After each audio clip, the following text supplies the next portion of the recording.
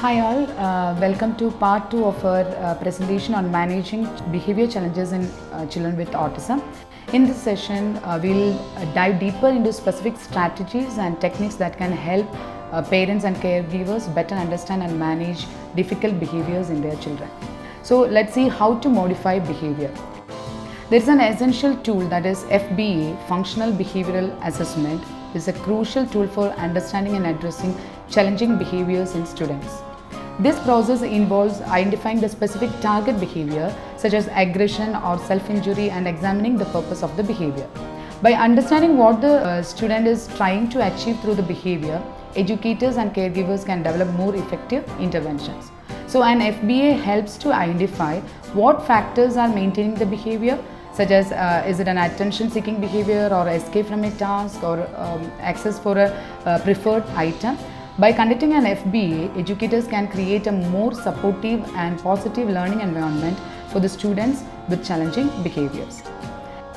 Now next is steps of the behavior modification program. And this program is designed to help individuals modify their behavior to achieve their positive outcomes.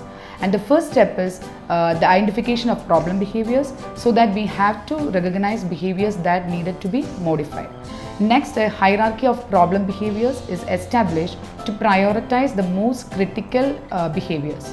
So once the problem behavior have been selected, an appropriate reward is identified to reinforce positive behavior. Then baseline recording is also an essential step to gather data and monitor progress. So the functional behavior analysis is then conducted to understand the causes and maintenance of the problem behaviors, and based on this analysis, a package program is developed including strategies and techniques to modify the behavior. And this program is then implemented and evaluated for the effectiveness. So in short, this behavior modification program, we have to focus on identifying the problem, then second, prioritize the critical problem, then third, selection of appropriate rewards to reinforce the problem, and next is recording the data and monitor the progress, and select the strategies to modify the problem behavior, and last, implement those strategies. Now, as shown in the picture, this is an ABC chart. In this chart, antecedent A refers to the events or circumstances that occur immediately before the behavior. In this context, antecedent A involves being told what to do, not getting what they want, and not getting attention. And behavior B refers to the observable and measurable actions that individuals exhibits. In context, behavior B includes hitting, biting, throwing objects, etc. And consequences C refers to the events that immediately follow a behavior, which can be either positive or negative. In this context, or consequence C includes timeout, privilege, removal, ignoring, etc. For example, in this ABC chart, there is an example, that is Arjun is playing with the tablet for a long time. The parent asks him to stop playing, but the Arjun refuses to stop, and he started screaming. So the parents leave him alone with the tablet. And this is a situation, and here the antecedent A is parent asks Arjun to stop playing on the tablet, and the behavior B is that Arjun starts screaming and saying no, and he refuses to give the tablet. And there the consequence C is that the parents leave Arjun with the tablet again. So here behavior is positively reinforced by the response of the parents. So he will think that he will get what he wants when he screams. So this is how we record data in the ABC chart. Now next, interventions options. When addressing problem behaviors, there are several intervention options available to caregivers and educators. And the first option is to identify the behavior and teach an appropriate replacement behavior. So by teaching individuals more appropriate ways to communicate or interact with others, problem behaviors can be reduced or eliminated. The second option is to change the antecedent or the events or circumstances that occur before the behavior. So this can include modifying the environment, providing additional supportive structure, or adjusting expectations. And the third option is to change the consequence or the events that is immediately follow a behavior. So this can include providing positive reinforcement for good behavior and negative consequences for problem behavior. So let's say if a child doesn't know how to read, we teach, right?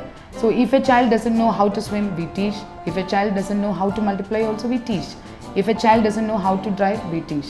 Then what if a child doesn't know how to behave? Obviously we must teach them how to behave. So when addressing problem behaviors, it is important to teach a replacement behavior that is functionally equivalent to the problem behavior. When a child shows a problem behavior, instead of saying no to the child, try a replacement. That is, for example, if a child spits at school or at home, instead of saying no, we must use a replacement like instead of spitting, you can blow bubbles. Thus, we can make the child understand that he or she can't do a particular thing but can do certain other things. Additionally, self-management strategies can be helpful in teaching emotional regulation and coping strategies. That is, social narratives or social stories can also be effective in teaching appropriate behavior. But remember, consistency is the key thing, so it is very important to follow through consistently across all settings and with all individuals working with the child. So finally, providing opportunities for the child to practice and generalize their new behavior is crucial for the long-term success. Next is visual schedule and activity schedule. Visual schedules are interventions that can help individuals with autism follow a routine transition between activities, then reduce dependence on caretakers when completing daily activities. And as shown in the picture, the visual schedules represents a sequence of events or what is going to happen during a specific task, during an activity or throughout the day, which will make them less anxious. Then consequence-based interventions are an important component of behavior management strategies. Let's see what are they. Some of the interventions include, one is reinforcement, which can be positive or negative. That is providing rewards for desired behavior and removing a negative stimulus after desired behavior. That is what is negative reinforcement. Second is token economy, on which involves using tokens or points as rewards that can be exchanged for desired items or privileges. And the third is response cost, which involves removing a previously earned reward for misbehaving. And the fourth is response interruption or redirection, which involves redirecting the child's attention to more appropriate behavior. Next is planned ignoring or extinction. That is what we do to ignore the child's misbehavior he does or challenging behavior he does to seek attention, thus making the behavior extinct. Next is timeout, which involves removing the child from this situation or activity for a brief period of time. And the seventh one is mild physical restraint, that is which involves the use of physical guidance to help the child perform the desired behavior. Then next is restitution or overcorrection, which involves the child making amends or correcting the negative consequences of their own behavior. A person who upsets a chair by sitting down, restitution or overcorrection would be to have he or she straighten all the chairs in the classroom. Then reprimands, which involve verbal correction of the child's behavior and providing clear expectations of future behavior. Then last, that is aversion therapy, which involves pairing the negative behavior with an unpleasant consequence in order to reduce the likelihood of the behavior occurring again. And as we can see in the picture, there is a reward chart. It's a type of consequence based intervention that is commonly used to reinforce positive behaviors in children. It is a visual tool that allows the children to track their progress towards achieving a specific goal and provides them with a tangible reward once the goal is achieved or reached.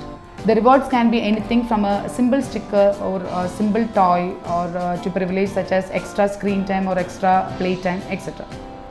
And there are a few more important things to be considered. That is, first is it's very crucial to be mindful of how you speak about the child in the presence, as they may understand more than they can express. Additionally, it is important to communicate with them and provide them with information even if you are not certain that they fully understand what you are saying. Building trust and shaping motivation towards more positive behaviors is also key to establish a very supportive environment for the child. And it is very important to consider the child's positive qualities and strength, as this can improve their self-esteem and overall behavior.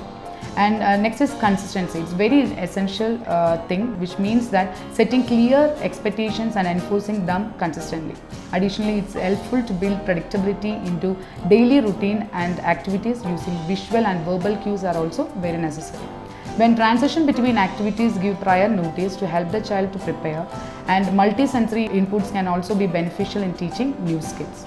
Teaching new skills step by step and use only child-friendly reinforces that the child responds positively to.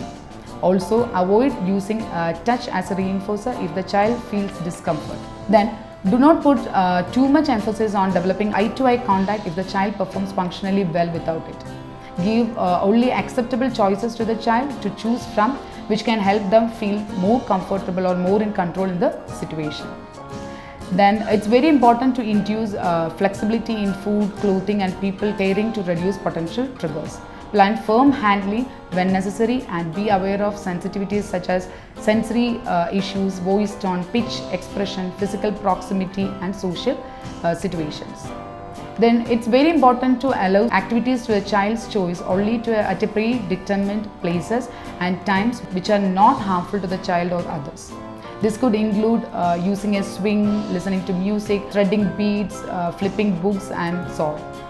Secondly, arranging a peer group or play social activities can be beneficial, starting with just 1 or 2 peers initially and gradually increasing the group size.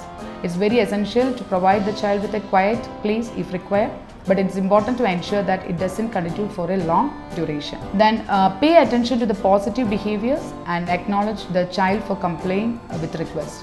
Avoid only focusing on negative behaviors. Instead of just saying stop and no, distract and redirect their problematic behavior.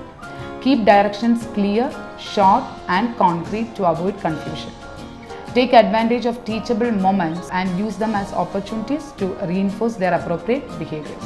Stay calm while interacting with the child and avoid escalating the situation. Spend quality time with your child, avoid overstressing or overscheduling them. Then it's very important to accept your child as they are and not consistently discourage them. Then reinforcing positive behavior can be a powerful tool in shaping their behavior. So as a parent or caregiver, it's very important to be a good role model and show your child how you feel. Understanding and making sense of their emotion can also be helpful. Keeping promises and not giving false hopes can also build trust and improve their behavior. Thank you.